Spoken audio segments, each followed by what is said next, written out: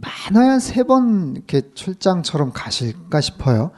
그러니까 회복이나 뭐 이런 쪽 주제를 가지고 교회마다 저 온누리 교회가 41개가 있는데 세미나 다들 하고 싶어 하거든요. 근데 특별히 또 밴쿠버에 이번에 또 이렇게 오세요. 그러니까 저희 지금 최근에 있는 여러 가지 그런 프로그램들 이렇게 보면 그냥 뭐 이렇게 하나보다가 아니에요. 여러분 표정을 보니까 그냥 뭐 늘 하나보다 이건데 여러분 너무 이렇게 감사하시지 않는 것 같은 생각이 들어서 다시 한번 제가 강조를 합니다. 네, 감사하시죠. 이렇게 옆구리 찔러서 절반인 것 같은데 아무튼 기대를 좀 많이 하셨으면 좋겠고 이영표 집사님 엊그제 이제 그 마지막 은퇴 경기인데 저희 가까이서 계시지만 인터넷 보면은 훨씬 더 유명하신 분인 거 여러분 아시죠? 근데 특별히 이번 주일날도 아마 이제 오실 거고 우리 청년들하고도 계속 지금 이렇게 대화 나누시면서 어떻게 하면 더 효과적으로 옛날에 교회 다녔다가 교회 지금 떠난 친구들 어떻게 하면 좀 전도를 할 수 있을까? 굉장히 거기에 관심이 많으세요. 그래서 본인이 직접 막 선물도 준비하신다고 하고 한 번 하면 안 된다. 내년에 계속 좀 하자 막 오히려 본인이 막 그렇게 얘기를 하실 정도인데 여러분 주변에 혹시 그런 분들 계시면 꼭 이거 청년부에서 하나보다 뭐 그러지 말고요. 주변에 좀 이번 기회에 좀 데리고 와서 좀 말씀 들으면 좀 이렇게 예수님 믿겠다 싶은 분들 있으면 좀 적극적으로 좀 소개도 좀 해주시고 또 특별히 회복 세미나 이런 기대하는 마음으로 한국에서도 회복 치유 세미나 이런 거 하면 사람들이 좀 이렇게 주저해요. 거기 가면은 뭔가 내가 좀 문제가 있는 사람인 것처럼 사람들에게 인식이 될까봐 그러는데 전혀 그런 거 아니죠. 그래서 누구한테 회복 세미나 한다는데 가셔야죠. 뭐 이러면 오히려 기분 나빠한다고 뭐 그래서 얘기도 잘 권면을 못 한다는데 그거 전혀 아닙니다. 그래서 사흘 동안 특별히 아무튼 10시부터 2시까지 굉장히 좋은 말씀 또 프로그램 준비해서 오시니까 여러분 기대하시면서 오셨으면 좋겠고요. 오늘은 특별히 큐티에 대한 부분인데 혹시 여러분 아침에 또 큐티들 다 하셨죠? 하셨나요? 아침들은 다 드시고 오셨나요? 아침은 많이 드시고 큐티는 오늘 할 거니까 안 하시고 오늘 본문인데 제가 이제 코키틀람 예배처소에서 같이 나눈 말씀인데 특별히 참 저에게도 많이 와닿는 말씀이기도 해서 잠깐 그 부분 좀 나눴으면 좋겠어요. 혹시 갖고 계신 분들은 고린도전서 4장 3절 이하의 말씀인데요. 없으신 분들은 그냥 들으시면 될 것 같아요. 내가 여러분에게 판단을 받든지 사람의 법정에서 판단을 받든지 그것은 내게 아주 작은 일입니다. 사실 나도 나 자신을 판단하지 않습니다. 4절에 보면요. 나를 판단하시는 분은 주이십니다. 5절에 보면요. 그러므로 여러분은 때가 되기 전 곧 주께서 오실 때까지는 아무것도 판단하지 마십시오. 판단에 대한 부분들을 말씀하고 계세요. 나도 누구를 판단하지 않습니다. 그리고 누군가 나를 판단하는 것에 대해서 나는 개의치 않습니다. 왜냐하면 오직 하나님만이 나 자신을 판단할 것이기 때문입니다. 그러니까 여러분도 누군가를 판단하지 마십시오. 하나님께서 모든 부분들을 결국에는 판단하실 겁니다. 판단이라는 것, 흔히 우리들 이렇게 살아가면서 굉장히 그런 부분들 많이 우리가 접하는 내용, 그리고 그러지 말아야 되겠다라고 다짐하는 부분이에요. 누군가를 판단하고 평가하고 더 나아가서 정죄하는 것을 굉장히 습관처럼 하고 살아가는 우리들의 모습입니다. 누군가에 대해서 평가하는 걸 굉장히 좋아들 해요.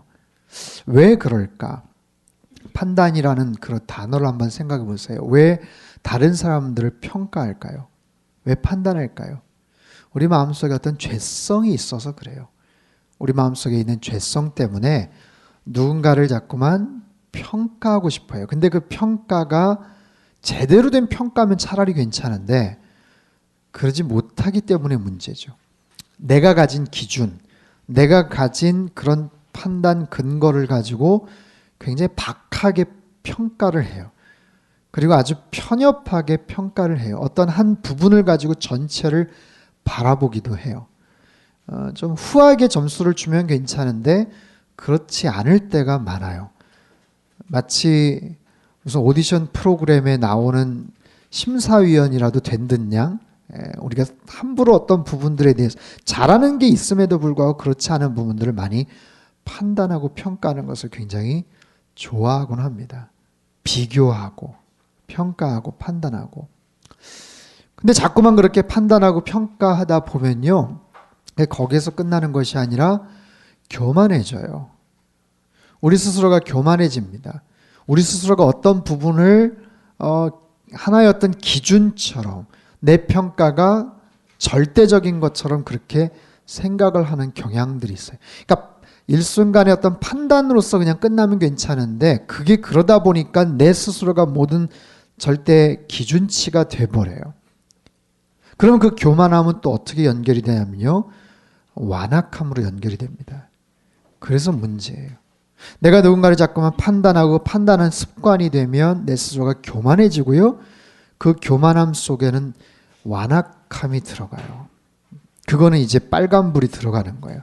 하나님께서 가만 지켜만 보시기에는 너 지금 너무 수위가 너무 높은데 하는 그런 부분으로 연결이 됩니다. 우리 안에 작은 죄된 씨앗들이 있어요. 그 씨앗 때문에 사실 누군가를 판단하고 정죄하죠.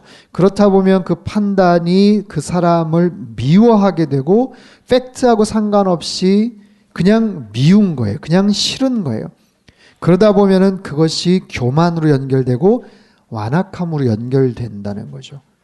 그래서 우리 안에 있는 어떤 부분들 판단하지 않게 되기를 바랍니다. 오늘 말씀도 사실은 그런 부분이에요. 우리가 굉장히 습관화되어 있고 아니면 그걸 굉장히 좋아하는, 그리고 그것을 나랑 또 친한 사람과 나누기를 또 되게 좋아하죠. 그러다 보면 또 그게 더 커져요. 그래서 어떤 한 사람에 대한 굉장한 아무튼 데미지를 입힐 수도 있는데 그냥 스탑하라고 하죠. 스탑. 그냥 판단하지 마라. 판단을 유보해라. 그리고 네가 왜 자꾸만 판단하냐. 여러분, 우리 안에 있는 어떤 이런 잘못된 그런 판단하는 습관들이 정말 끊어질 수 있기를 바랍니다. 굉장히 우리가 잘 깨닫고 그러지 말아야 되겠다고 하면서도 자주 범하는 어떤 그런 부분이에요. 그래서 아무튼 이 부분이 오늘 이제 고린도전서 4장 말씀이기에 먼저 잠깐 좀 나눴고요. 오늘은 지금 아직 안 나눠 주셨죠?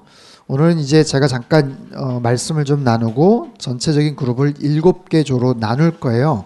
그래서 각 그룹별로 한 3분, 4분, 5분씩 조를 짜서 거기서 이제 말씀을 좀 묵상하고 서로 좀 나누려고 합니다. 오늘 본문의 말씀은 누가복음 말씀인데 사실 큐티의 유익, 큐티가 왜 필요하냐 이거에 대해서는 여러분 너무 잘 아시라고 생각을 합니다.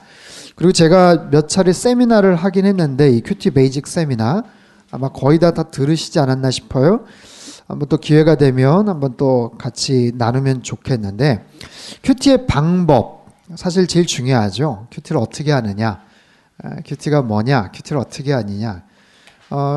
주어진 말씀을 처음 받는 말씀처럼 생각하고 내가 마음을 잘 정돈시켜서 2번, 3번 읽는 거예요. 눈으로 읽을 수도 있고요, 소리를 내서 읽을 수도 있고요. 가능하면 다른 번역본들이 있으면 참고해서 읽으셔도 좋아요.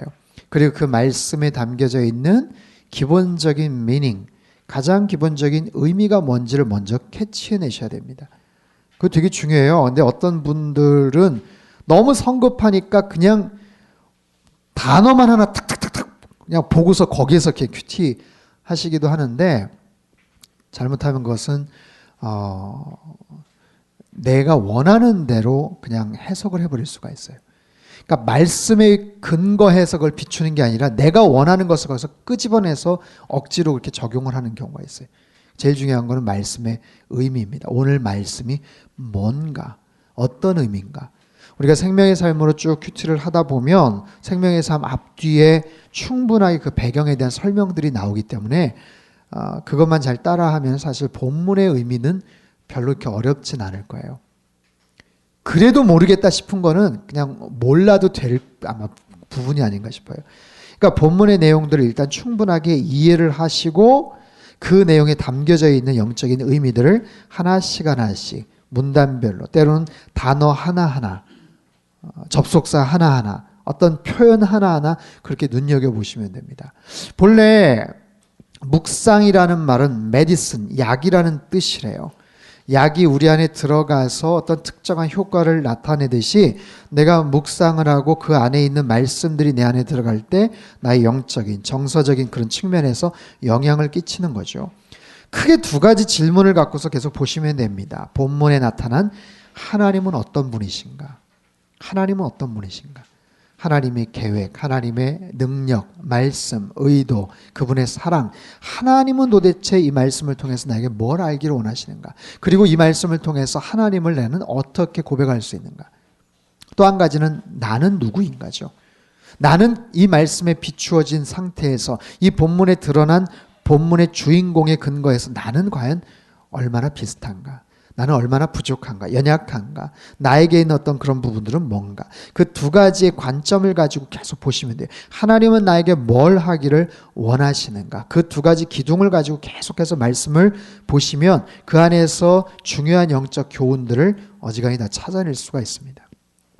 묵상의 실제적인 그런 방법들을 가만히 보면요.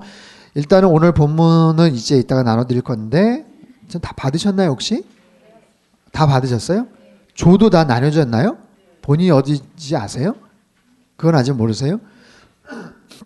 오늘 본문은 누가복음 1장 5절에서 56절까지인데 한 7절 정도로 이렇게 아마 나눴을 거예요. 그래서 어떤 분들은 조금 길다고 느껴질 수도 있고 내용에 따라서 굉장히 짧다고 느껴질 수도 있습니다. 짧은 데서 뭘 볼 수 있나? 아니에요. 어떤 경우는 한 문장 가지고도 굉장히 깊이 있는 부분들을 찾아볼 수가 있습니다. 문제는 내가 얼마나 그것을 깊이 들여다볼 수 있냐예요. 여러분 처음 가는 길을 만약에 찾아갈 때 내비게이션을 많이 이용을 하시죠.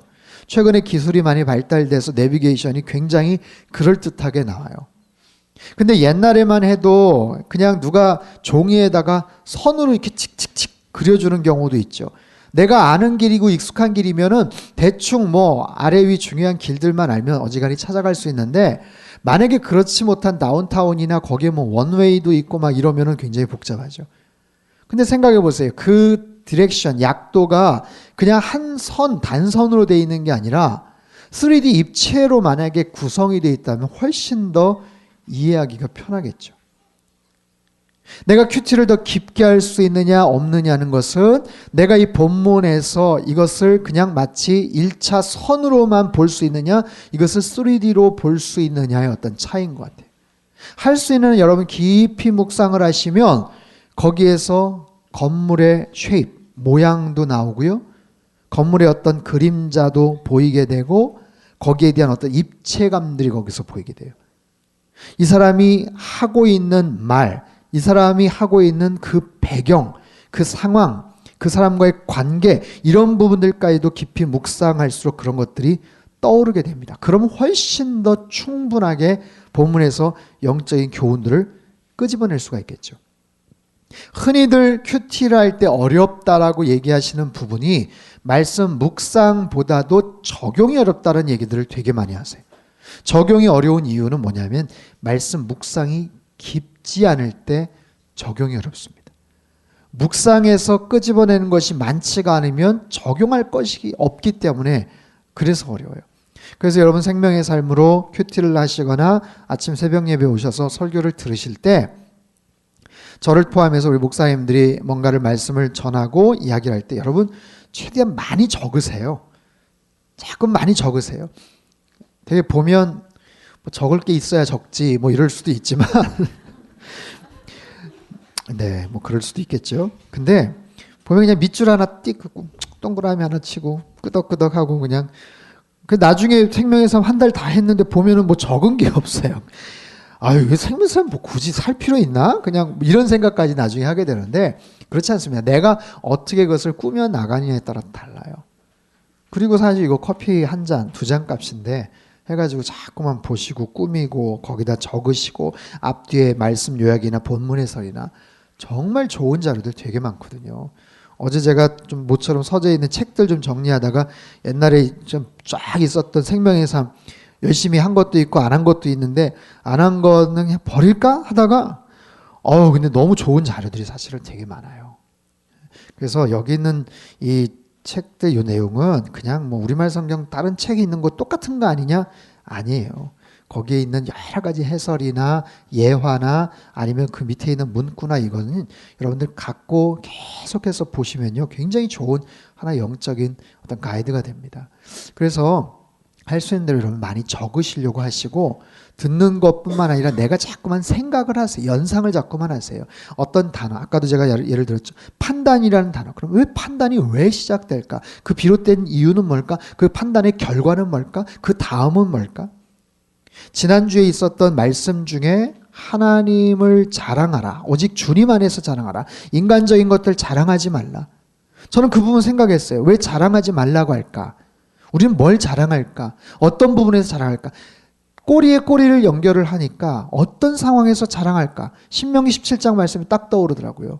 하나님께서 왕이 된 자에게 세 가지를 금하셨는데 왕이 된 자는 많은 은과 금을 자랑하지 말라라고 말씀하셨거든요.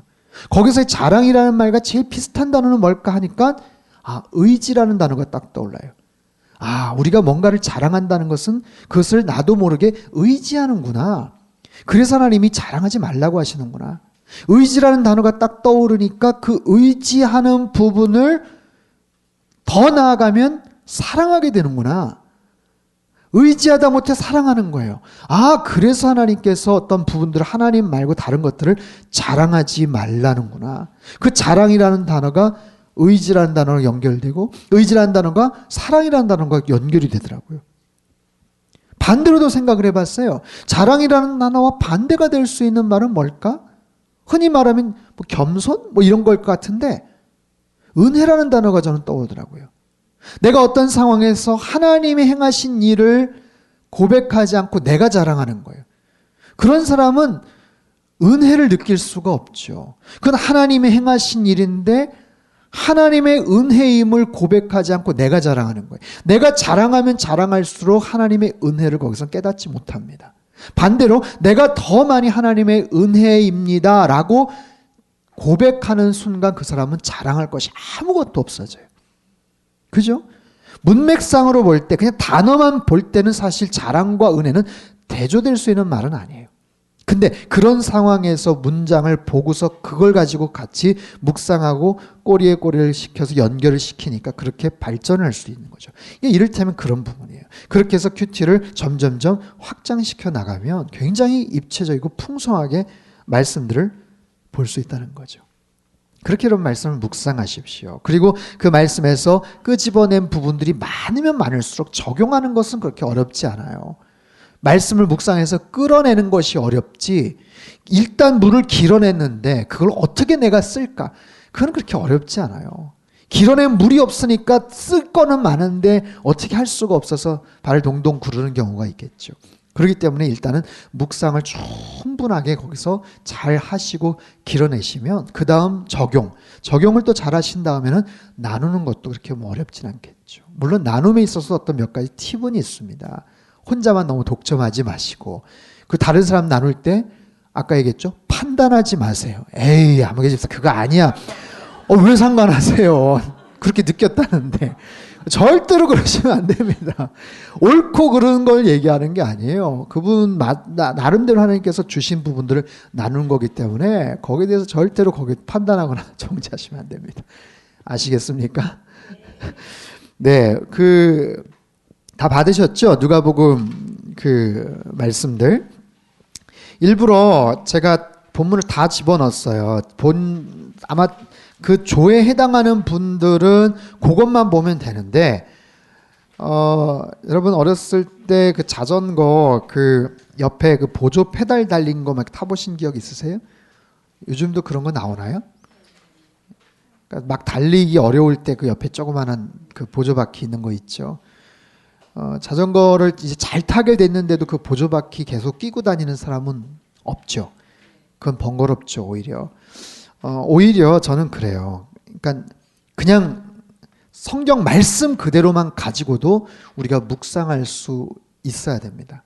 그 부분 가지고 필요하면 앞뒤 전후에 있는 문구들 보면서, 그래서 다른 보조자료 같은 거 아무것도 안 넣었어요. 그래서 이 말씀만 가지고 우리 조장님들하고 같이 읽으세요. 읽으시고 궁금한 건 조장님들께 여쭤보시면 다 대답을 해주실 줄로 믿습니다. 그렇게 해서 물어보시고 너무 짧아서 힘들다 뭐 그러지 마시고 한번 충분하게 한번 좀 다뤄보세요.